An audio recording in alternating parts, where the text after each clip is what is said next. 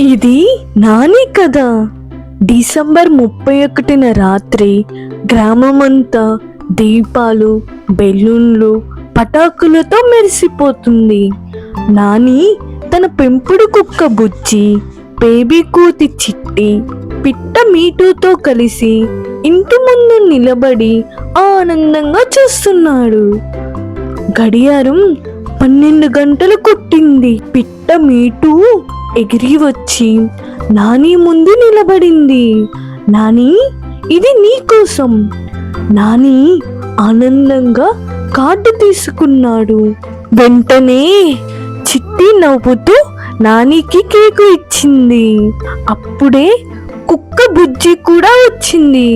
దాని నోటిలో ఒక స్వీట్ బాక్స్ ఉంది. తోక ఊపుతూ నానికి ఇచ్చింది. నాని నవ్వుతూ అన్నాడు, ధన్యవాదాలు బుజ్జి. చివరిగా అమ్మమ్మ దగ్గరకు వచ్చింది. నాని, ఇది నీ నూతన సంవత్సర డైరీ. ఇందులో మంచి మాటలు, మంచి పనులు వ్రాయు. నాని, చిట్టి కలిసి కేకు కట్ చేశారు. అందరూ ఆనందంగా నవ్వారు.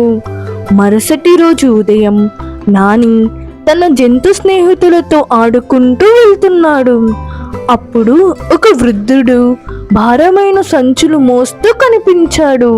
నాని వెంటనే ముందుకు వెళ్ళి సహాయం చేశాడు. తరువాత నాని పక్షులకు గింజలు వేశాడు, కుక్కలకు నీళ్లు పెట్టాడు. నానికి అర్థమైంది, వేడుక అంటే పటాకులు మాత్రమే కాదు, మనుషులకు, జంతువులకు దయ చూపించడమే నిజమైన ఆనందం.